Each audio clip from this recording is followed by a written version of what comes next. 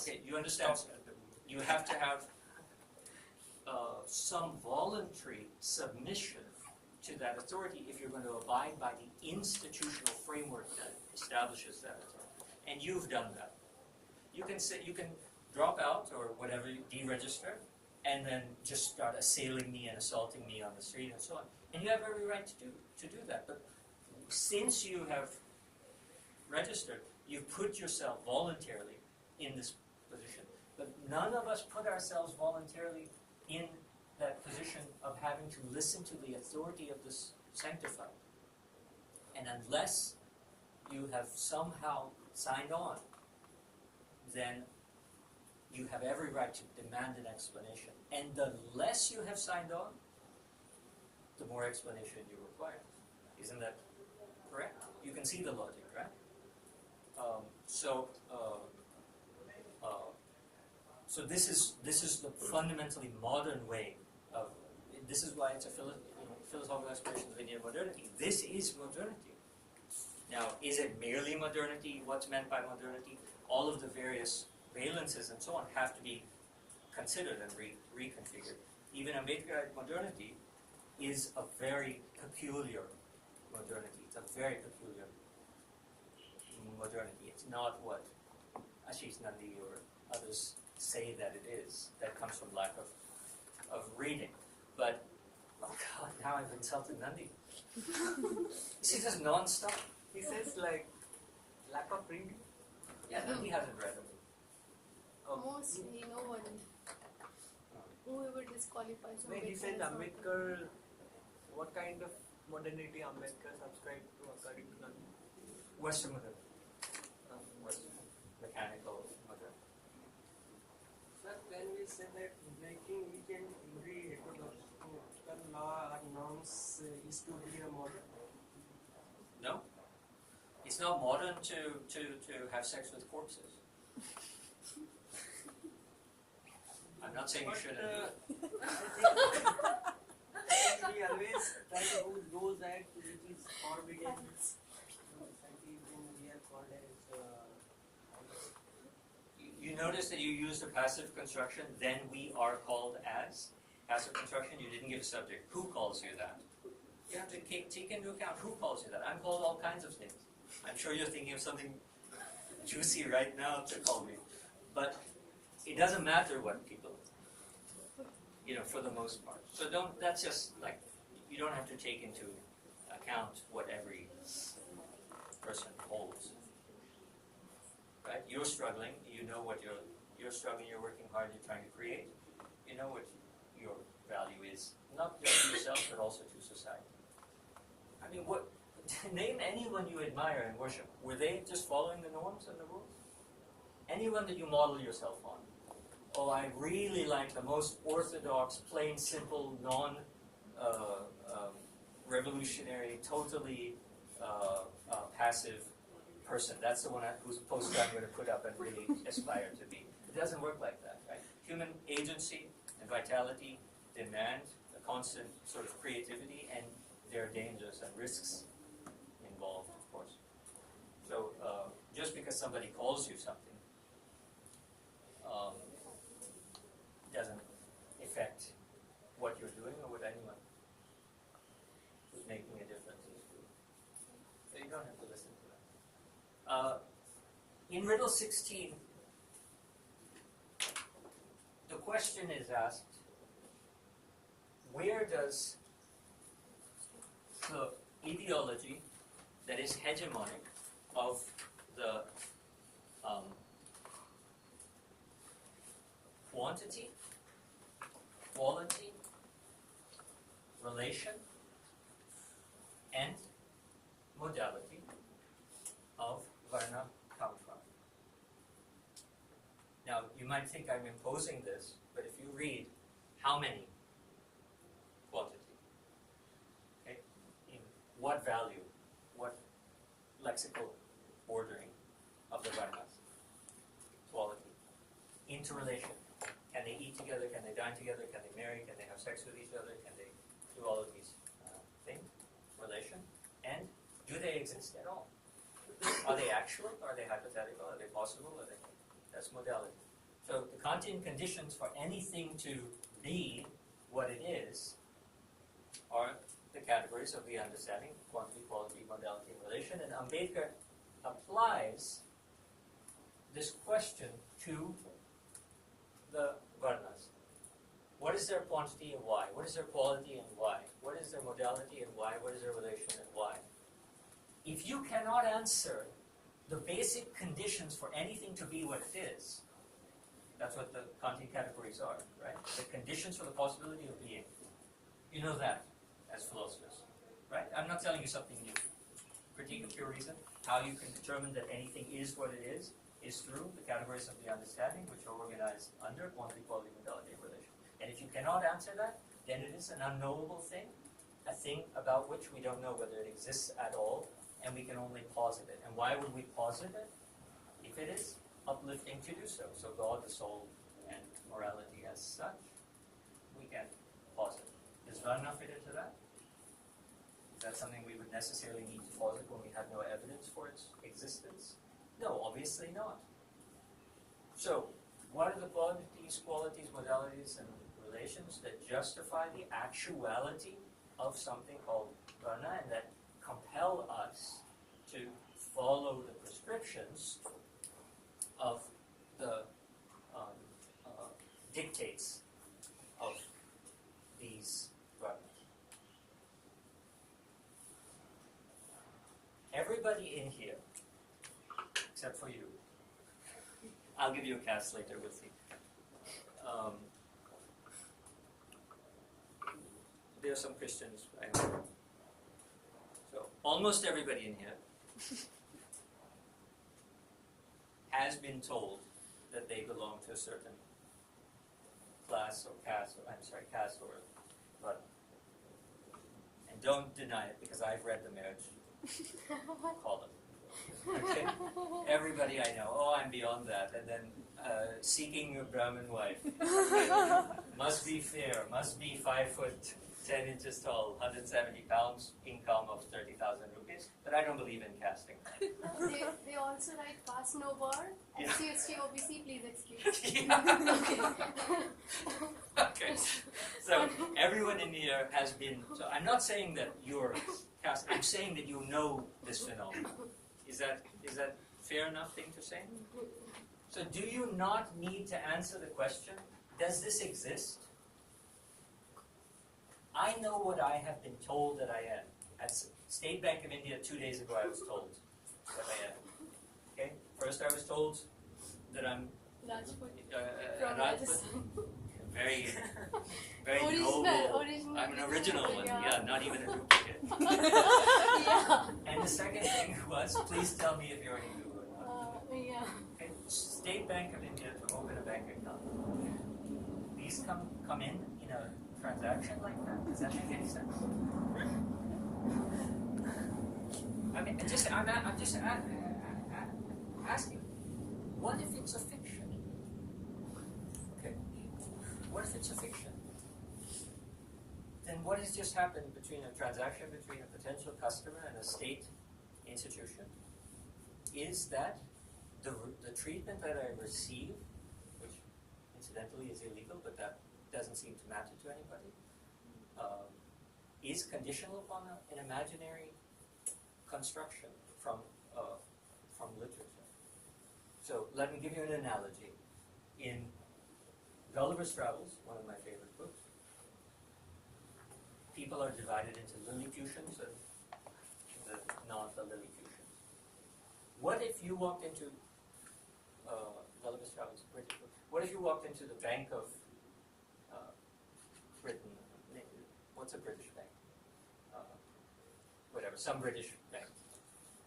And the bank manager says, "Oh, you want to open an account? Are you a Lilliputian?" You look like a Lilliputian. What would you think? So I want to tell you one thing. This is personally, this is not part of the class. I believe in Varna as much as I believe in Lilliputian. Okay? So when that man asked me that question, that's exactly what came into my head. Like, I want to ask him, is he Lilliputian? But it wouldn't work, right? It just wood and wood. Why? They might both be equally fictive categories, but one has social traction, and a social traction that has contributed to the hegemony of particular institutions over other institutions. Lilliput has not done so. So whether it is, so to use another, The Wizard of Oz. Have you all read The Wizard of Oz or seen the movie? Off to see the wonderful Wizard of Oz. So Oz is great and powerful, right? And his voice thunders and so on. And then when you pull back the curtain, what do you see? You see some dwarf with big ears, right? Speaking through. What does that mean? It means that behind the thing that controls all of society is a fiction. When you pull back the curtain, you have a joke, you have a fiction. So there's an example of something in literature that has real, social traction. Everybody organizes their life behind the belief that Oz is What is social traction? Grayson. Well, look at the marriage act. It makes a difference in social life. I got a bank account much more easily at SBI when the person realized that I'm of some wonderful, fictitious community. It's a traction. It is not Breaking. what is accepted and valued in the society. Like, But it has material consequences. No, what is, I don't understand the meaning of social traction. Traction. A tractor is tilling the soil, right? So when it's tilling the soil, it produces certain results. If you don't till a field and you throw seeds out, they're not going to grow as much as you want.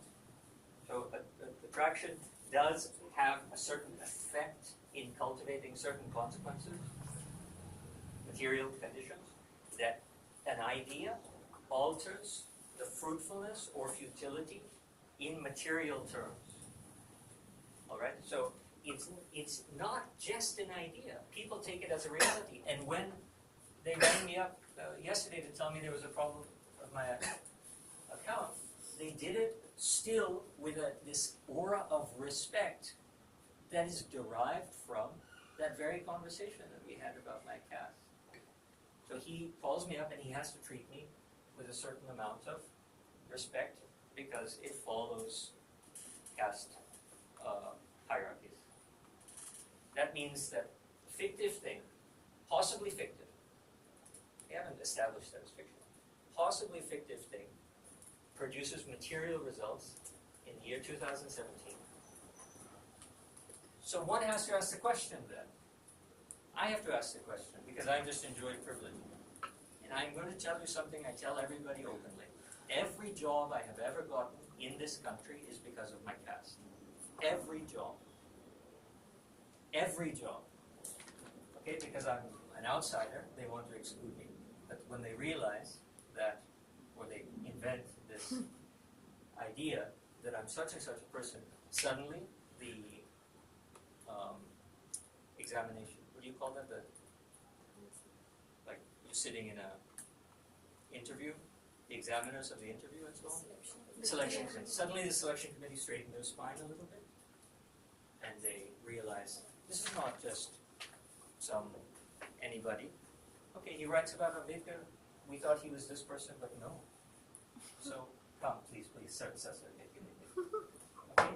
And I have experienced this personally. And if anyone is going to mislead people that this is not a reality, what world are you living in? Because just from my name, I have enjoyed so many privileges in this country.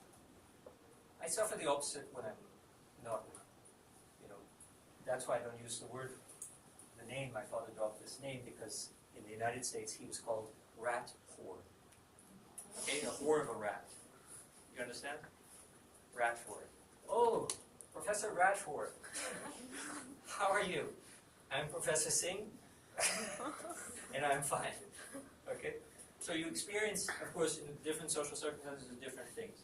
But what I'm telling you is that it would be totally disingenuous for anyone to come up and say that I do not experience the concrete benefits of this phenomenon on a daily basis. I experience it. So a couple of weeks ago when I was encountering certain police at a park when they wanted to arrest us or whatever. Once they found out what sort of person, what quality of person I am, so I said, no problem, no problem. Professor Saab. Yeah. So you just claim that this is just, everybody's equal, it's just an organization or whatever. I personally, from the day that I set foot in this country, I've enjoyed this privilege day after day after day after day after day. And it's got to be true of everybody of my caste or similar so-called dominant castes. And so if someone says that it's not true, they're just lying. They're lying. They're deceiving. So, so this is the reality. So don't tell me that it's just some philosophical thing. I wouldn't be standing here in front of you, as weird as I am and strange and so on, if it weren't that I get privileges from my so-called caste. Okay, it's a reality, and you better cope with that. So, what is Ambedkar saying? What if this thing that gets you so many privileges and that gets me so few, that distributes the spoils of society to those who can enjoy it and monopolize it, and disadvantages the others, that puts a share of benefits on some that is excessive, and puts a share of burdens on others that is excessive. Now remember, these are the basic principles of justice. The fair distribution of benefits and burdens. That's the definition of justice. A fair distribution of benefits and burdens. And what I'm telling you now is that I enjoy an unfair distribution of benefits and a lesser distribution of burdens because of what people attribute to me, and I've experienced it. Now, if justice and injustice depend then, to some extent, on Varna, every philosopher and every citizen has to ask themselves the question, does it exist?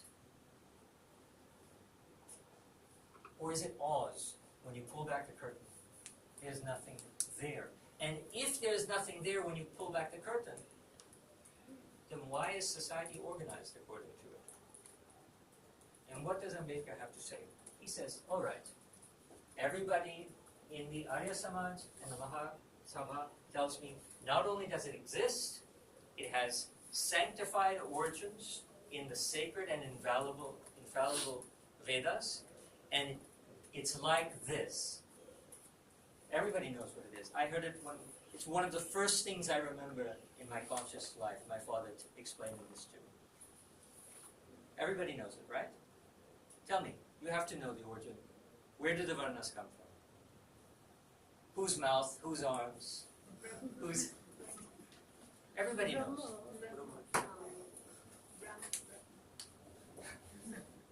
Tell me the story. From arms it's Kshatriyas, Uh-huh. from mouth it's Brahmin, Yeah. and from thighs it's business class, Uh-huh. Russian, and from food from the it's shoot. Okay. Good. It's finished. Alright, so now I understand why at SBI I get an account so easily. Okay, so what you have to ask yourself this question, if that's the answer you're given, like when I asked my father, what is this stupid thing you keep telling me that he was trying to make me ride horses? I don't want to ride a horse. You have to ride a horse, don't you know? And then I hear all of it.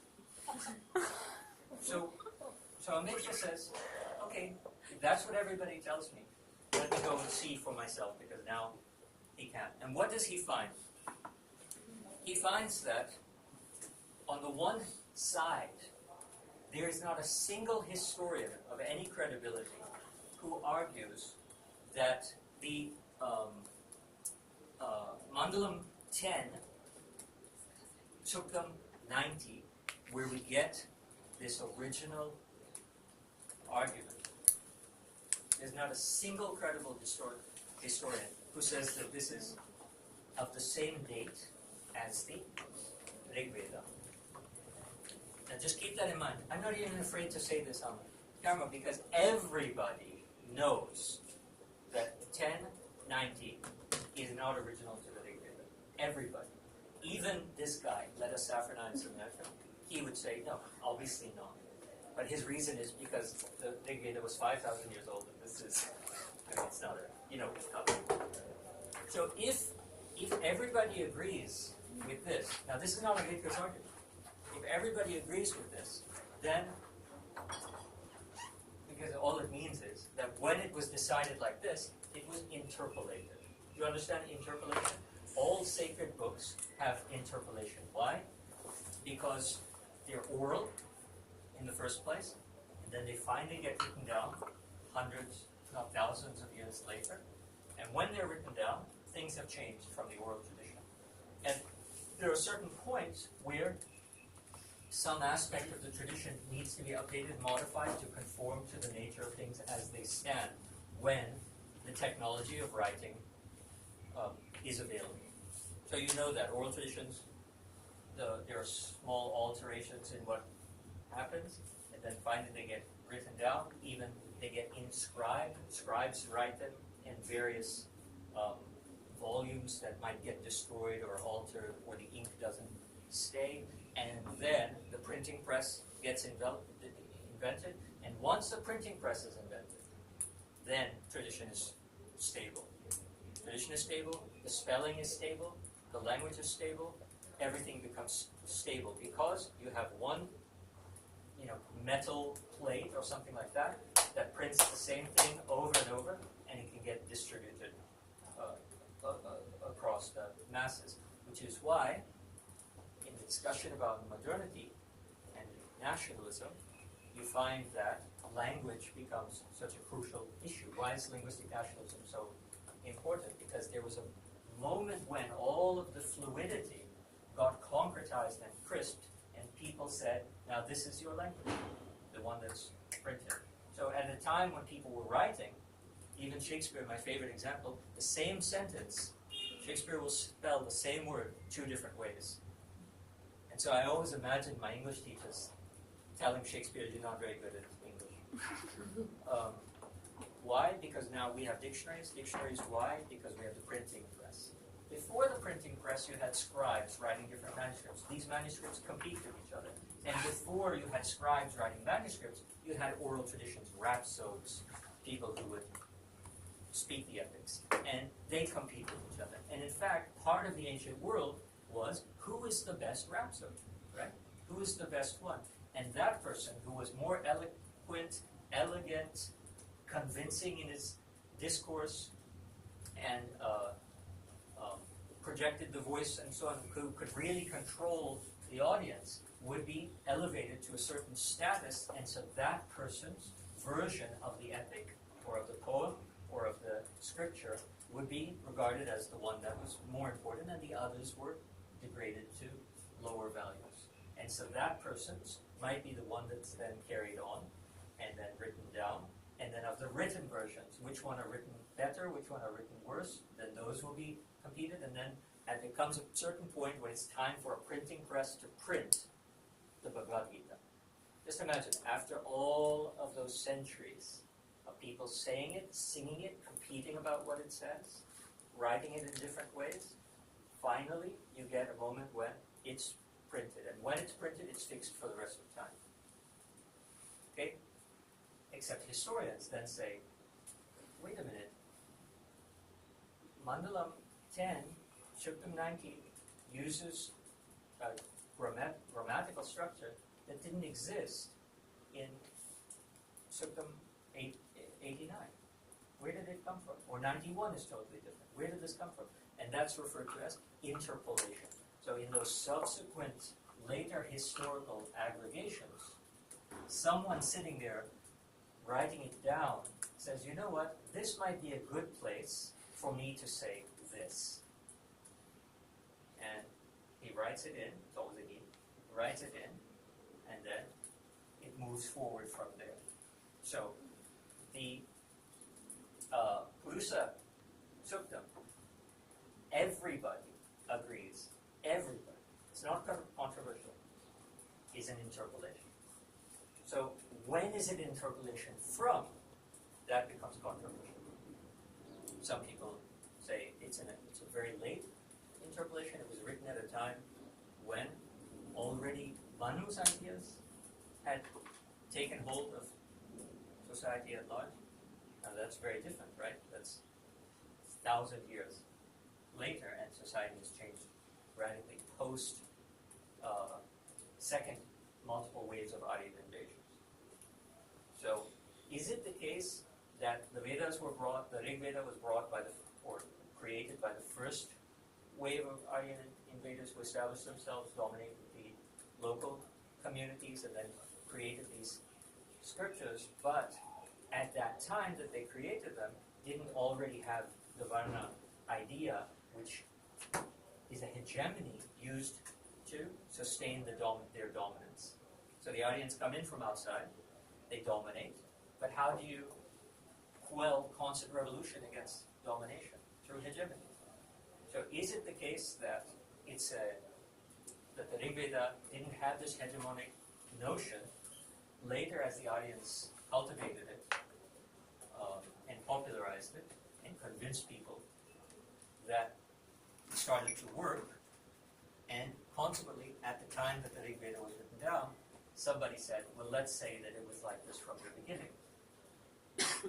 All historians, not some, not the left versus the right, all historians think this is what happened.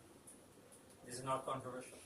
This was written in as a way of retroactively supporting an idea that was that came much later than the writing of the book, in order to stabilize a social order that in the intervening 1,000 years had become established.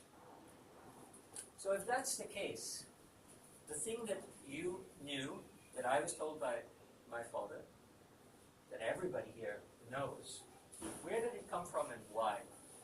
And if the Vedas and the sacred books are sacred and infallible, wouldn't it mean that the origin of Varna, this all-important thing that controls each of our lives in every way, sex, food, employment, it controls everything. So don't we need to see where does it come from?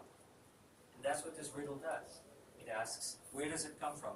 And it would make no sense, just analogical so you get the idea. Professor, why did you give me a B minus on my exam?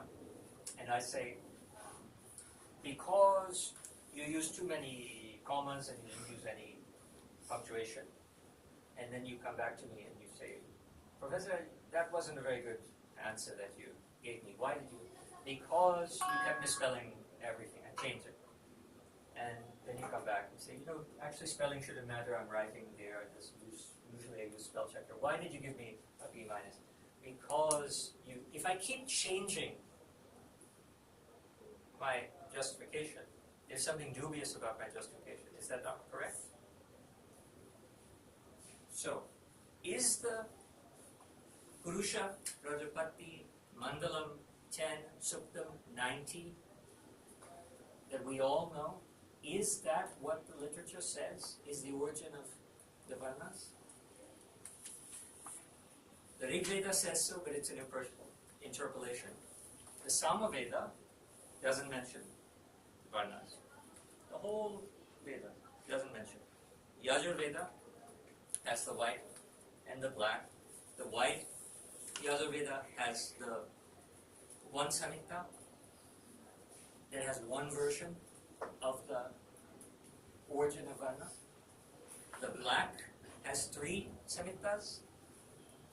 The Taittiriya Samhita of the 3 has 2 versions of the Varna origin that are mutually contradictory, but the second version confirms the one Samhita of the white Yajurveda.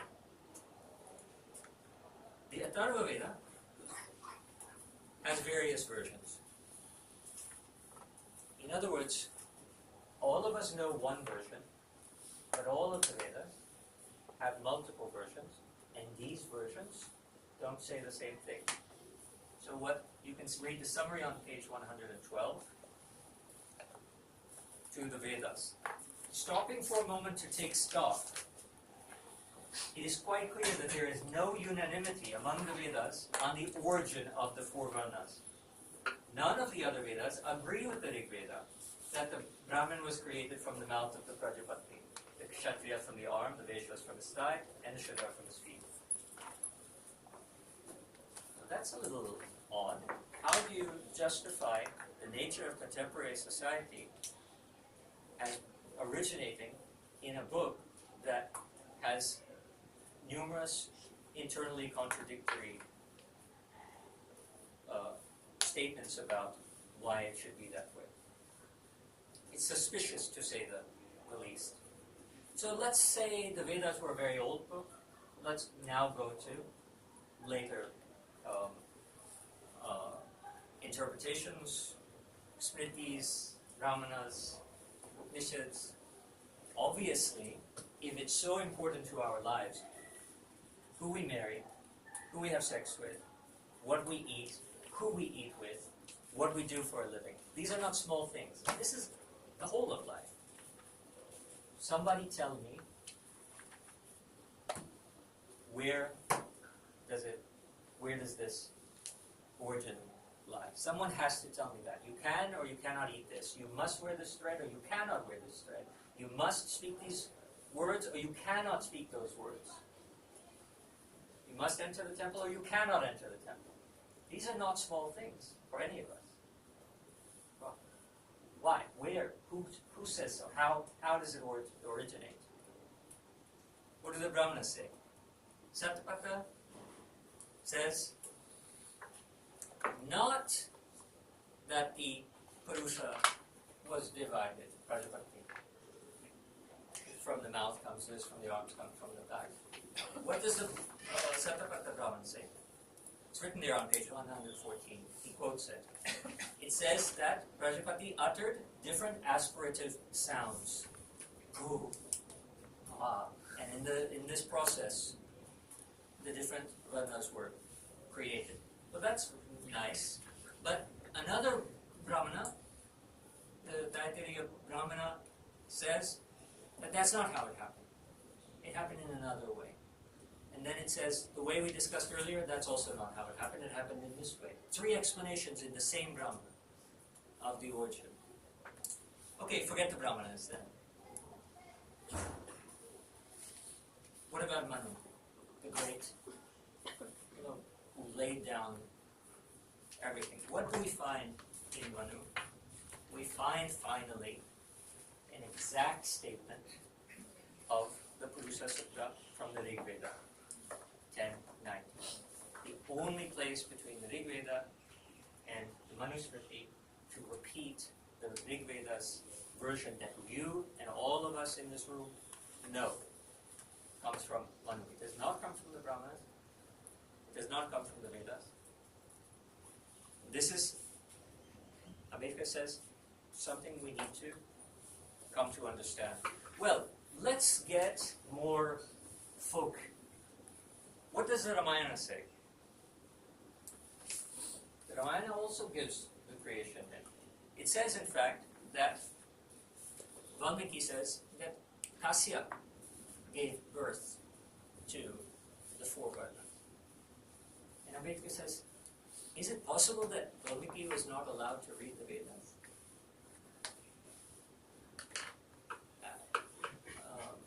Do you understand what that means? Valmiki is a particular caste today, right? A caste that Manu says cannot read the Vedas. Okay, so the Ramayana has Kasyap giving birth to the 4 Varnas. What about the Mahabharata? Mahabharata has 4 versions of the story of the origin of the 4 Varnas. 4 different versions. One of the Mahabharata versions repeats the Rig Veda. So now we're starting to see the Rig Veda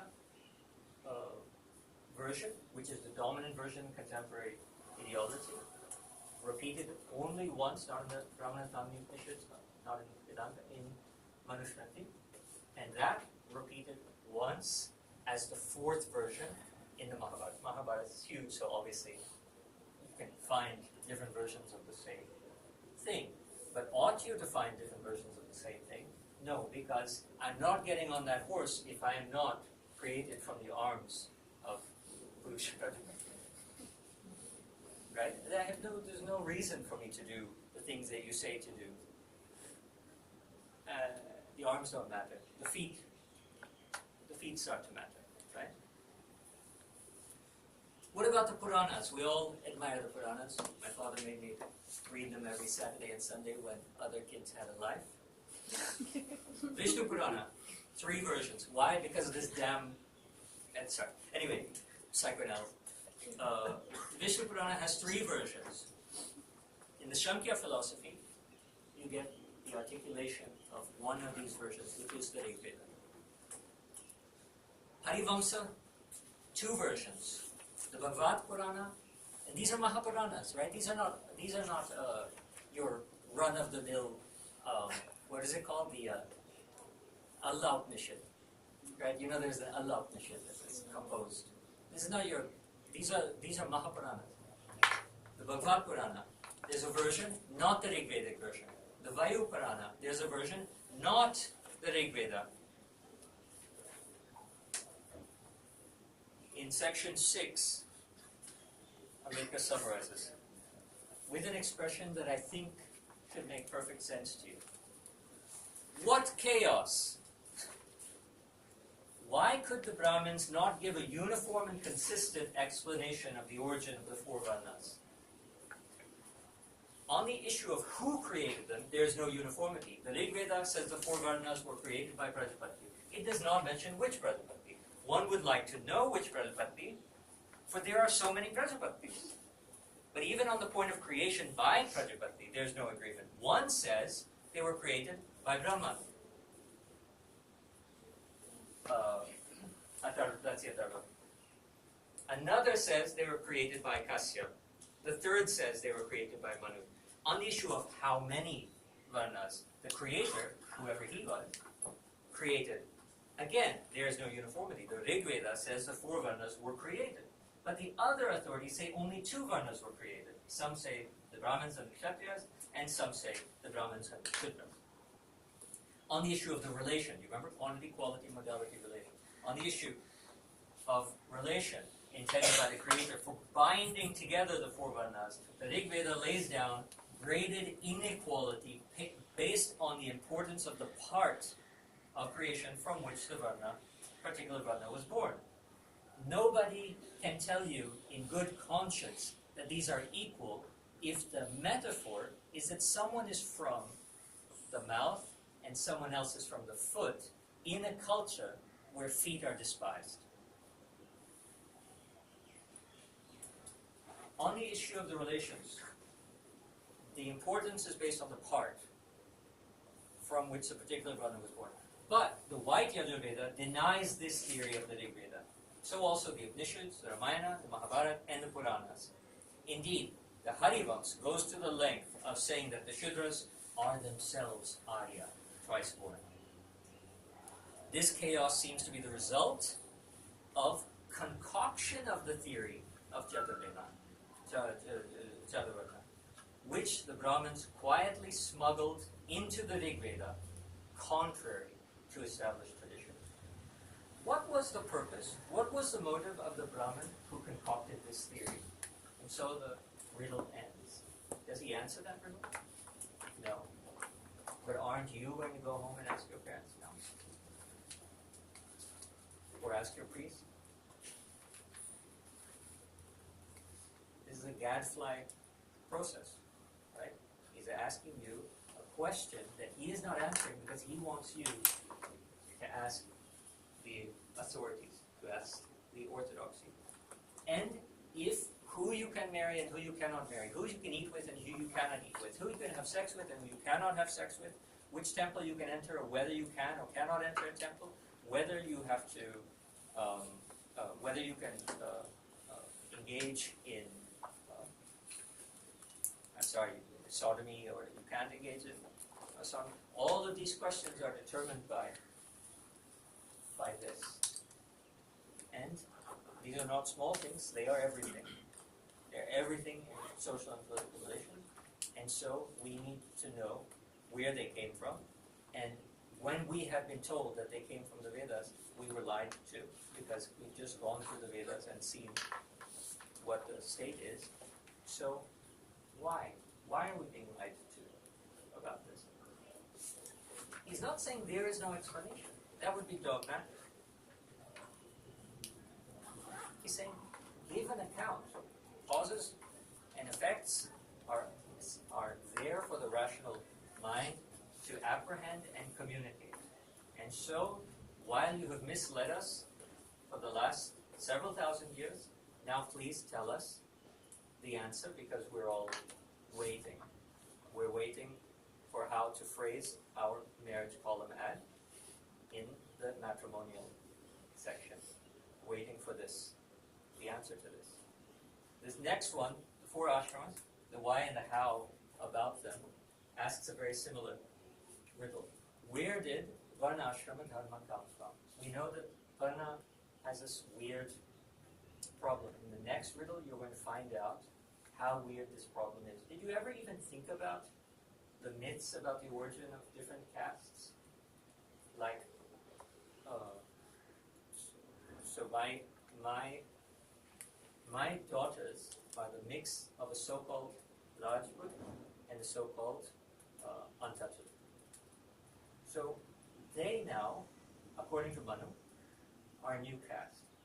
But do 2 people make a caste? Is it that people like my daughter will wander through the land of India to find people just like them and live with them? Now they have to go and find men who also happen to be the children of a so-called Rajput and a so-called untouchable. And when they find that man, they will produce children so that that caste stays the caste that they It's got. much simpler and elegant solution for us. Like since it's a patriarchal structure, only the father's caste matters. So, But listen, Karthik, 2 riddles from now, he's going to discuss why we went from patriarchy to matrilineality to patrilineality. So just like we go from ahimsa to ahimsa and ahimsa to ahimsa, Ambedkar is going to argue that the attempt to go from patriarchal patrilineality to solve this problem creates one serious vulnerability, and he puts it very rudely, which is that for that to work, Brahmin women, according to Manu, Ambedkar is not saying this, that Brahmin women must be very sexually loose women. Why? Because the Shudra male, Brahmin female caste is one of the largest castes in India communities. Now, what does that mean? He says it. We'll read that when time comes. But it means that, and he says, it seems that Brahmin women really like Shudra men. And he's not, he's saying, Manu is, this follows from Manu. It's not Ambedkar who's saying that. And it's certainly not me who's saying that. So it has to follow that the movement between patrilineality and matrilineality, we'll get into that in the 2 riddles from now. But before getting there, there's a necessary step. And that is very simple in riddle number 17, which is very closely connected. So you have, it's 116. I'm going to just move on from this. It's a very simple question. That the grahas was not a necessary condition in the Vedas, in the Brahmanas, in the Upanishad. It says that after a period of studentship, you can then choose the path like being a monk, being an ascetic, being a householder going into the world, being a sannyasi, renouncing the world. This was a very mainstream notion of that was permissible. But Manu said, no, you have to, after the period, you have to become a householder. You have to, and you can only become a sannyasi. He said, Ambedkar quotes it, when your hair is grey and when you've seen grandchildren. So Ambedkar said, this is very odd. Why does the institution of grahastashram become the necessary precondition for varnashram dharma? Now you see he's connecting dots. He's allowing you to connect certain dots, but he's not answering the question.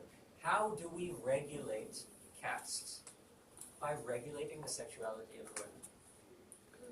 This is, I mean, where does patriarchy arrive? Why is it that women are politically, legally, socially, in every way, more sexually constrained than men? And why do men constantly rape women every 1 minute or 20 seconds? Other than to reinforce this paradigm. Ambedkar is hinting that the institution of Varna, since it's based on fiction, has to be perpetuated by actually creating the institutions that will perpetuate the fiction, which is forcing Brahmin men to become householders and to produce Brahmin offspring, rather than allowing them to go off in different directions and possibly not create surplus supply of people of this caste.